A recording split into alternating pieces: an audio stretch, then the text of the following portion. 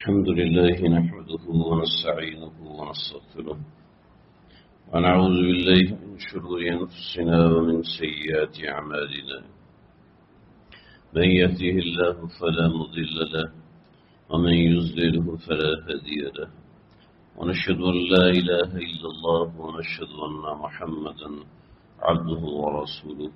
أما بعد، فأعوذ بالله من الشيطان الرجيم. بسم الله الرحمن الرحيم. وما آتاكم الرسول فخذوه وما نهاكم عنه فانتهوا. صدق الله العظيم. نبی علیہ السلام کی ایک طویل حدیث مبارکہ، جس کو حدیث جبریل کہتے ہیں، حدیث احسان کہتے ہیں، اس حدیث کا ذکر آپ حضرات کی خدمت میں پیش کر رہا تھا. جو تیسرا سوال حضرت جبریل نے نبی علیہ السلام سے پوچھا کہ متی الساعہ، قیامت کب آئے گی، اور آپ نے فرمایا کہ مل مسئول عنہا بعالم من السائل، کہ آپ نے جس نے مجھ سے سوال کیا ہے، جتنا وہ جانتا ہے اتنا ہی میں بھی جانتا ہوں.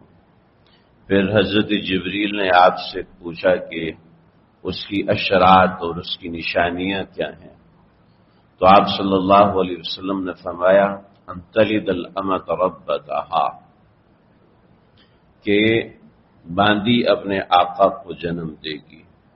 بہت سارے مطلب ہیں، پچھلی دفعہ کچھ باتیں عرض کی تھی، اس موضوع کے اوپر اسپیسیفائڈ تھیں، اس موضوع کے حوالے سے اور باتیں ہیں.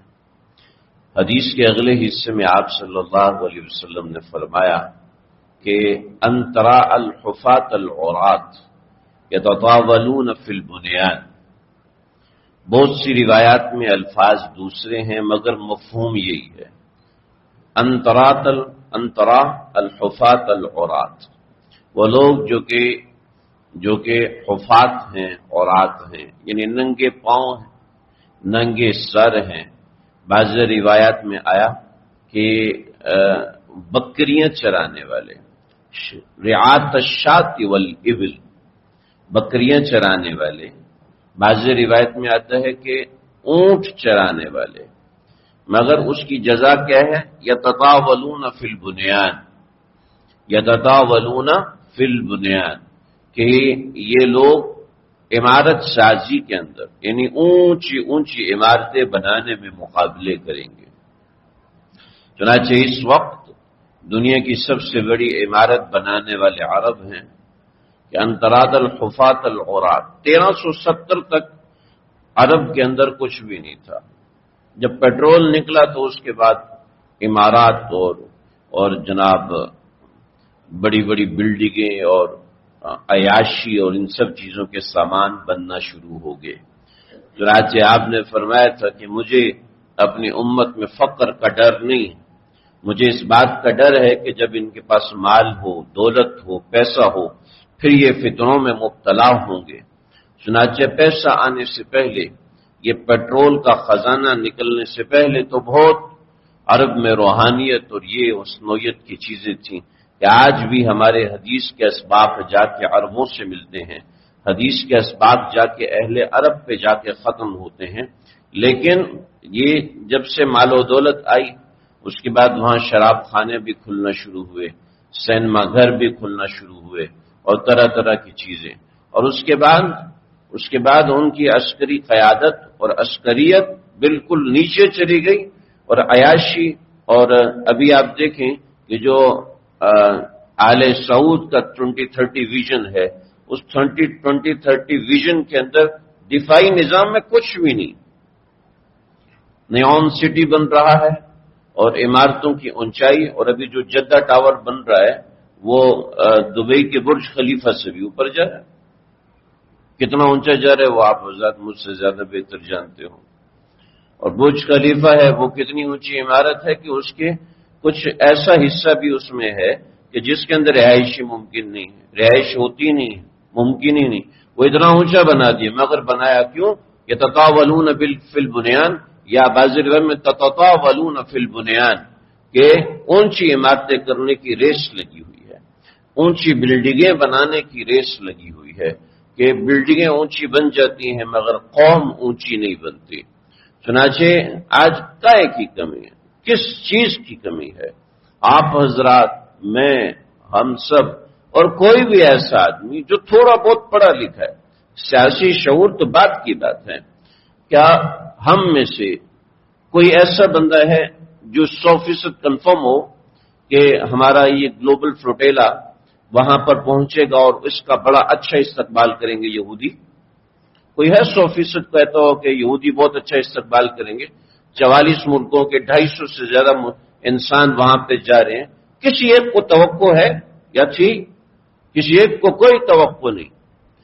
کسی کو ایسا ہو کہ جو کہتا ہو 50% ان کو توقع ہے کہ 50-50 ہو سکتا ہے، خیال کریں، ہو سکتا ہے نا خیال کریں، 50 ہو 10-15% اگر کوئی حالات پہ نظر رکھے گا تو وہ کہے کہ 10-15% امید ہے کہ وہ ان کو آنے دیں، ان کو اجازت دیں، ورنہ ساری دنیا جانتی ہے 80-90% اسی بات کا امکان تھا جو ہوا۔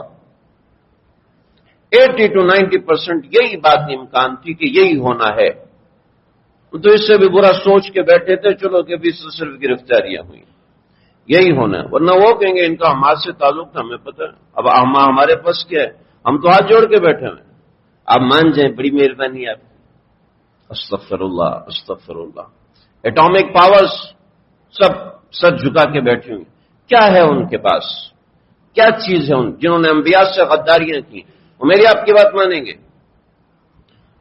جنہوں نے انبیاء کو قتل کیا، جنہوں نے موسیٰ علیہ السلام سے بولا اذهب انت وربك فقاتلا ان هاهنا قاعدون، ہم یہاں بیٹھے آپ جائیں، ہم کچھ نہیں کرنے والے، جو ایسے بے شرم لوگ ہوں ان سے اچھائی کی کیا توقع رکھی جا سکتی ہے؟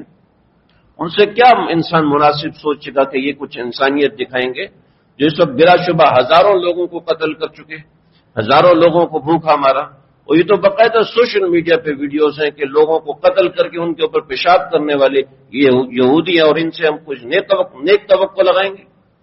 مگر پریشانی اس بات کی نہیں ہے کہ وہ برے ہیں، پریشانی اس بات کی ہے کہ مسلمانوں کے عظیم فاتح سلطان محمد فاتح دشمن پہ قبضہ کیا، 12 دشمنوں کے بادشاہوں کو قید کیا، اور قید کرنے کے بعد ان سے کہا کہ تمہیں ایک شرط پہ چھوڑوں گا۔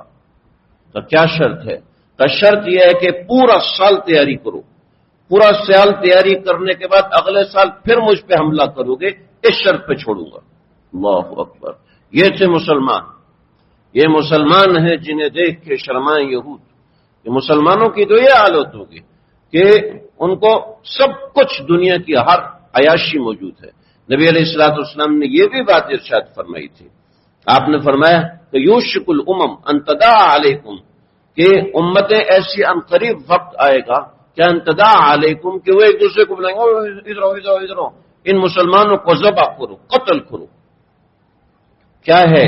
ایک یہودی ایک گن لے کے آتا ہے اور پوری کشتی جس کے اندر کوئی 50-60 انسان بیٹھا ہے، وہ ہاتھ اٹھا کے کھڑا ہے، مسلمانوں کی، امتوں کی، قوموں کی غیرتوں کو للکارا گیا۔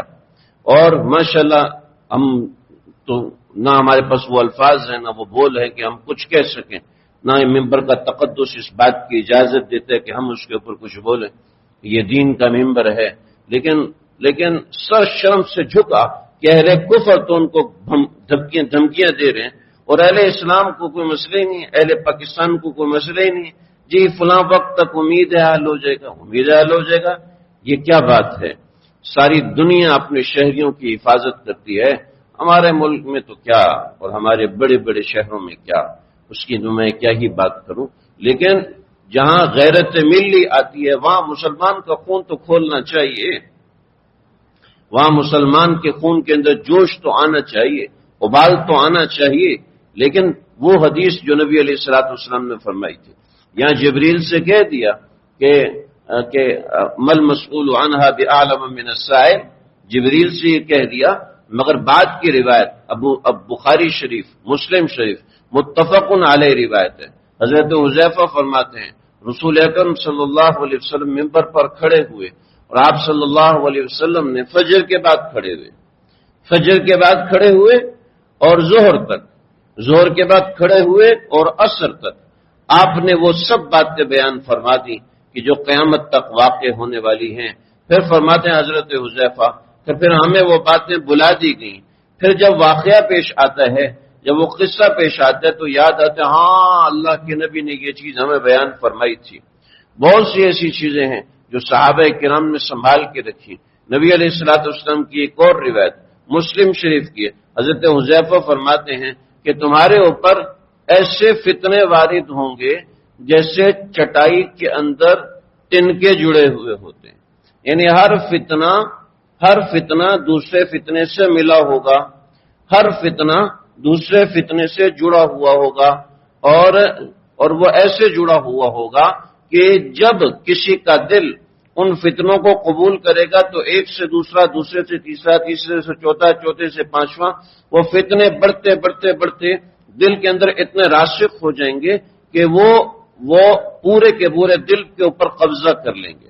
اور کچھ دل ایسے ہوں گے جو ان فتنوں کو قبول نہیں کریں گے بلکہ ان سے دور بھاگیں گے، ان سے الگ ہوں گے، تو ایسے دل سفید ہوں گے اور یہ والے دل کالے ہوں گے، اور جو دل کالے ہوں گے ان کو کبھی بھی ہدایت نہیں ملے گی۔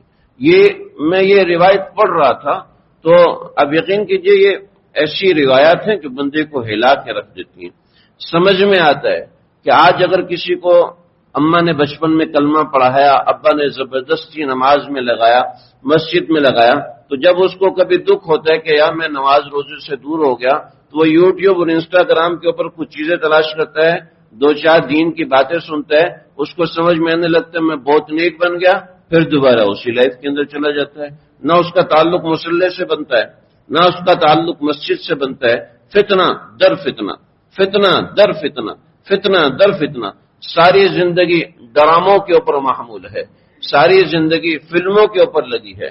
پھر اسی سوشل میڈیا میں ایسا لگایا کہ انسان کو کبھی ندامت ہوتی ہے تو وہ مسجد میں آتا ہے، روتا ہے۔ مسجدوں کو ہی دکھا دیا گیا کہ یہ فتنے کی جگہ، خبردار ادھر مت آنا، علماء کی طرف خبردار کبھی بھی مت آنا، یہ خود فتنہ باز ہوتے ہیں، یہ خود ایک نمبر کے شیطان ہوتے ہیں، لہذا خبردار ان کی طرف مت آنا۔ چنانچہ جماعت المسلمین سے مسلمانوں کو کاٹو، کسی کے فتنہ در فتنہ، فتنہ در فتنہ، دین کی شکل میں فتنہ، دنیا کی شکل میں فتنہ، ڈراموں کی شکل میں فتنہ، فلموں کی شکل میں فتنہ، ایڈورٹیزمنٹ کی شکل میں فتنہ، کہ دین ایک چیز بن گئی جو میرا کانسیپٹ ہے، بس وہی دین ہے، اس کے علاوہ کوئی دین، اس کے علاوہ کون دین پیش کرے گا؟ علماء پیش کرے گا۔ علماء سے دل میں بغض، بغاوت کہ یہ ریفرنسز کوٹ نہیں کرتے، یہ فلاں چیز نہیں بتاتے۔ دنیا میں سب سے زیادہ آسان کام اعتراض کرنا، جیسے اسرائیل نے اعتراض کر دیا، یہ فلوٹیلا والے، یہ تو یہاں کی تنظیم کے ساتھی رہی، اس وجہ سے ہم نے پکڑ لیا۔ اب کیا جواب ہے کسی کے پاس؟ دنیا میں اعتراض کرنا کون سے مشکل ہے؟ کسی پہ اعتراض کرنا تو دنیا کا سب سے آسان کام ہے، کسی کو برا کہنا تو سب سے آسان کام ہے۔ جی تیرا چشمہ اچھا نہیں لگا، تیرا کپڑا اچھا نہیں لگا، تیری مونچھیں اچھی نہیں، تیری داڑھی اچھی نہیں، بس یہ سب سے بڑا اعتراض ہے۔ اب اس کا کیا جواب ہے؟ کون جواب اس کا دے سکتا ہے؟ چنانچہ ہمیں فتنوں میں اس طرح پھنسایا گیا کہ ہماری صبح سے لے کے شام تک، شام سے لے کے صبح تک سب موبائل کے سپرد ہے۔ وہی ہمارے دین کا محافظ ہے اور وہی ہمارے دین کو لے کے چلنے والا۔ یہ ایسا محافظ ہے جس نے ہزاروں ایمان لوٹ چکا ہے اور آگے بھی ایمان لوٹے گا۔ چنانچہ فرمایا کہ ایسے فتنے کھڑے ہوں گے، ایسے فتنے کھڑے ہوں گے۔ یا رسول اللہ، ایک اور روایت میں، یا رسول اللہ یہ فتنوں کے زمانے میں ہم کیا کریں؟ آپ نے فرمایا جس کے پاس اونٹ ہو وہ جنگل میں جائے، اپنے اونٹوں کو چرائے اور جنگل میں رہے۔ جس کے پاس بکریاں ہوں وہ ان بکریوں کو چرائے اور جنگل کے اندر رہے اور بکریوں سے دودھ دوئے، ان کو پیے، بکری کا گوشت کھائے۔ جس کے پاس زمین ہو اپنی زمین پہ چلا جائے، وہاں جا کے کاشتکاری کرے اور کاشتکاری کرنے کے بعد فصل کاٹے، اس فصل کو کھائے اور اس کو استعمال کرے، وہ شہروں میں نہ آئے۔ یا رسول اللہ اگر کسی کے پاس اس میں سے کچھ بھی نہ ہو تو آپ نے فرمایا اپنی تلوار کو لے اور پتھر پہ مارے اور اس تلوار کو توڑ دے، اس تلوار کو توڑ دے، اور جو فتنے ہیں ان سے سر دبا کے نیچے بیٹھ جائے، کھڑا ہے تو بیٹھ جائے، بیٹھا ہے تو لیٹ جائے، یہ ایک اشارہ ہے، کھڑا ہے تو بیٹھ جائے، بیٹھا ہے تو لیٹ جائے، ان فتنوں کو دیکھے بھی نہیں، ان فتنوں کی طرف نظر بھی نہ کرے۔ چنانچہ آج وہی سب کچھ ہو رہا ہے، وہی ہوتا جا رہا ہے۔ نبی علیہ الصلوۃ والسلام نے فرمایا 3 قسم کی نشانیاں ہوں گی قیامت سے پہلے، جو آپ کا فرمان ہے، یہ تو نہیں فرمایا 3 نشانی، جو آپ کے فرمان کی مختلف ارشادات ہیں کتاب الفتن کے اندر اور احوال القیامہ کے اندر جو ابواب ہیں اس کے اندر 3 قسم کے اشراط الصغرا چھوٹی نشانیاں، اشراط الوسطی درمیانی نشانیاں، اشراط الکبریٰ سب سے بڑی نشانیاں۔ جو سب سے چھوٹی نشانیاں ویسی نشانیاں ہیں جو کہ واقع ہو چکی ہیں، جیسے آپ نے فرمایا ایک مرتبہ آپ مدینہ شریف کے اندر ایک صحابی کے گھر میں گئے اور اس کے چھت پہ چڑھے، اور چھت پہ چڑھ کے مشکات کی روایت ہے، آپ چھت پہ چڑھے اور چھت پہ چڑھ کے آپ نے فرمایا میں تمہارے گھروں کے گرد فتنوں کو ایسے گرتا دیکھ رہا ہوں جیسے کہ بارش کے پانی کے قطرے گرتے ہیں، لہذا نبی کے میرے طریقے پہ رہنا ورنہ یہ فتنے تمہیں تباہ و برباد کر دیں گے، یہ آپ نے فرمایا۔ اور یہ پھر وہ فتنے نظر آئے، اہل مدینہ پر حملہ ہوا، یزید نے اہل مدینہ پہ حملہ کروایا، ہرہ میں صحابہ کرام کی شہادت ہوئی، مکے میں حضرت عبداللہ بن زبیر کی شہادت ہوئی، حضرت حسین کی شہادت ہوئی۔ پھر آپ نے فرمایا وہن ایسا چڑھے گا، وہن کیا چیز ہے؟ صحابہ نے پوچھا یا رسول اللہ وہن کیا چیز ہے؟ آپ نے فرمایا حب الدنیا و کراہیت الموت، حب الدنیا دنیا کی محبتیں بڑھیں گی اور موت سے کراہت ہوگی۔ الحمدللہ ابھی جو پچھلے دنوں جنگ ہوئی پاکستان انڈیا کی، الحمدللہ ہم نے دیکھا کہ مسلمان موت سے نہیں ڈرتا، الحمدللہ ابھی وہ وقت دور ہے، لیکن آہستہ آہستہ ہمیں ان فتنوں کی طرف گھیرا جا رہا ہے۔ ہمیں صرف اپنی ضروریت کو بچانے کے بہانے سے ایک طرف کیا جا رہا ہے کہ ہم کسی طریقے سے دشمن کی آنکھوں میں آنکھیں نہ ڈالیں کہ دشمن ہماری آنکھوں میں آنکھیں ڈال کے نہیں دیکھ سکتا۔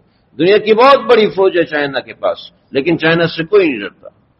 دنیا کی بہت بڑی فوج ہے رشیا کے پاس، مگر بڑے بڑے پلیٹ فارمز کے اوپر نہ چائنا کا نام لیا جاتا ہے نہ رشیا کا نام لیا جاتا ہے، بار بار پاکستان کا نام کیوں لیا جاتا ہے؟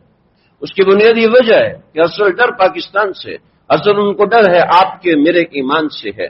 تو یہ ذہن میں رکھیں، میرے اور آپ کے سینوں میں جو ایمان ہے یہ بہت مضبوط چیز ہے، یہ بہت مضبوط۔ یہ گلوبل فورٹیلا کے اوپر اور تو کچھ نہیں، صرف 6 پاکستانی تھے، 6 پاکستانیوں میں بھی 4 واپس آ گئے اور ایک پیچھے رہ گئے اور ایک ابھی پکڑے گئے۔ تو اس پاکستان کا روب اتنا زیادہ کیوں ہے؟ اس لیے کہ وہ جانتے ہیں کہ ان کے پاس ایمان کی طاقت ہے، مگر جب اس طرح کی آگے چھوٹے چھوٹے اور بزدلانہ باتیں سامنے آتی ہیں تو ڈر لگتا ہے کہ ایسا نہ ہو کہ اس کا اثر میرے اور آپ کے اوپر پڑے، اس لیے کہ حکمرانوں کا اثر قوم کے اوپر پڑتا ہے، حکمرانوں کے اعمال کا اثر قوم کے اوپر ضرور پڑتا ہے، یہ باقاعدہ قرآن سے ثابت ہے۔ جب بادشاہ مصر نے خواب دیکھا تھا کہ 7 دبلی گائے ہیں، وہ موٹی 7 گائے کو کھا گئی، تو حضرت یوسف علیہ السلام نے تعبیر کی تھی کہ آپ کی قوم کے اوپر 7 برس تک بڑی بارش بہترین ہوگی اور 7 برس تک قحط پڑے گا، اور وہ ایسا قحط ہوگا جو 7 بہترین سالوں کے جمع کیے ہوئے اناج کو ختم کر دے گا، کھا جائے گا، وہ چھوڑے گا نہیں۔ کیا کہ بادشاہ کے خواب کا اثر قوم پہ ہوتا ہے، بادشاہ کے اعمال کا اثر قوم کے اوپر ہوتا ہے۔ لہذا اپنے ایمان کو مضبوط رکھیے، اپنے ایمان کو مضبوط رکھیے، اور کبھی اپنے سینوں کے اندر، دلوں کے اندر کبھی دشمن کا ڈر پیدا ہو تو اس کو نکالیں۔ جب انسان عیاش پسند ہو جاتا ہے، جب انسان اپنے ہی مزے کے اندر، لذت کے اندر، انٹرٹینمنٹ کے اندر رہنے کا عادی بن جاتا ہے تو پھر اس کو باہر کی کوئی چیز نظر نہیں آتی۔ اپنا ایمان مضبوط رکھیے کہ ہم اللہ پر ایمان رکھتے ہیں، اور جو اللہ پر ایمان رکھتا ہے اللہ نے ان کی فتح لکھی ہے، مقدر انتم الاعلون، اللہ نے قرآن میں فرمایا تم ہی کامیاب ہوگے، تم ہی فتح یاب ہوگے۔ اور ایک بات یاد رکھیے کہ ہم نے متحد ہونا ہے، ہم نے متحد رہنا ہے، چاہے ہمارے بڑے کچھ بھی بزدلانہ حرکتیں کریں، مگر ہم نے متحد رہنا ہے، قوموں میں انتشار برپا نہیں ہونا چاہیے۔ ایک بات یاد رکھیے، ہمارے جو دشمنان ہیں وہ ہمارے بڑوں کے خلاف ہمیں اکسائیں گے، یاد رکھیے گا، اور ہم بھی اگر تیار ہو گے اپنے بڑوں کے خلاف تو اس کا نقصان کس کو ہوگا؟ کس کو ہوگا؟ ہمیں نقصان ہوگا۔ جو میں یہاں سیاسی باتیں نہیں کرتا، نہ کیونکہ مجھے سیاست آتی نہیں ہے، اس لیے میں سیاسی باتیں نہیں کرتا. یہ نہیں کہتا کہ سیاست کی باتیں کرنا غلط ہے، مجھے نہیں آتی اس لیے میں نہیں کرتا. لیکن آپ مجھے بتائیے، جب گنبد خضرا کے سامنے ہمارے ملک کے کچھ حکمرانوں کے خلاف نعرے لگے چور چور کے، تو آپ بتائیں کہ بدنام کون ہوا؟ پاکستان بدنام ہوا، ہم بدنام ہوئے. صرف وہ حکمران بدنام نہیں ہوئے، انہوں نے تو کل پار چلے جانا، ان کو کیا مسئلہ ہے؟ بدنام ہم ہوئے. لہذا آپس میں انتشار نہ ہو. جو حضرات اس وقت ریلیاں نکال رہے ہیں وہ بڑے پرامن طریقے سے نکالے، اور ضرورت ہے اس وقت کی کہ ہم حکومتوں کو بتائیں کہ ہمارے اندر جذبہ ایمانی ہے. ہم اسرائیل کو کبھی بھی ملک تسلیم نہیں کر سکتے. ان کے اوپر اللہ نے لعنت بر لعنت بھیجی ہے. اللہ نے ان کے اوپر لعنت بر لعنت، ڈبل لعنتیں بھیجی. جھوٹے پر ایک لعنت بھیجی ہے، مگر یہودیوں پر لعنت در لعنت اللہ نے قرآن مجید میں کئی مقامات پہ بھیجی ہے. ان کے قصے سنائے ہیں کہ یہ جب پیغمبر کے وفادار نہیں، سیدنا موسیٰ علیہ السلام کے ساتھ وفادار نہیں ہو سکتے، حضرت عیسیٰ کے ساتھ وفادار نہیں ہو سکتے، حضرت زکریا کو ذبح کرنے والے ہیں، حضرت یحییٰ کے جسم کے 2 ٹکڑے کرنے والے ہیں.